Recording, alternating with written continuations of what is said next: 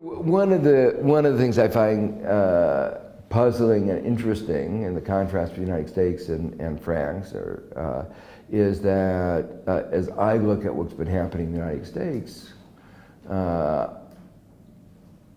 one is surprised that there have not been protests, there have not been strikes, there have not been, after all, the fact is the standards of living have been going down year after year. Everybody talked about the American dream, but the American dream has now been lost, dashed. And increasingly that it's clear that it's not going to come back.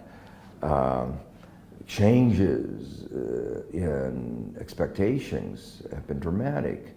It used to be that young people would leave the home with their parents when they were 18, go off to college.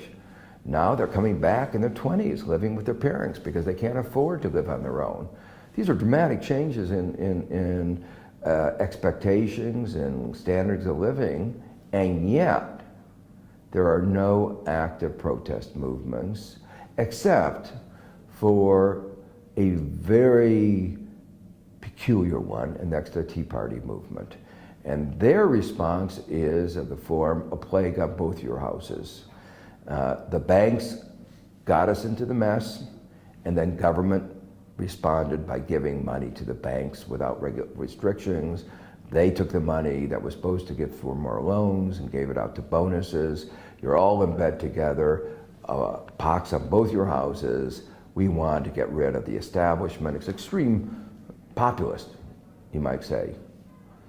But the irony is that this no regulation allows full scope for the banks to go back to even worse behavior than they've done in the past. So it's a visceral reaction, irrational reaction, but in a way, in my estimation, a very dangerous reaction because it is not based on diagnostic, but other than a statement, the system has failed us.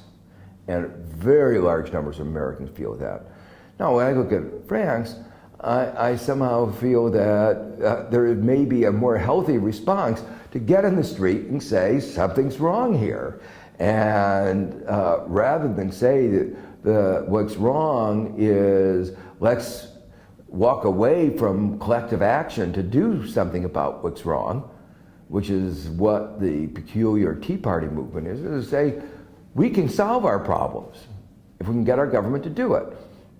And to me, I find that a very hopeful sign, that there is civic engagement in the belief that the citizens together, through their government and through other civil society institutions, labor unions or other civil society, can work together to create a better society. And to me, I find that a much more hopeful approach than the Tea Party movement in the United States.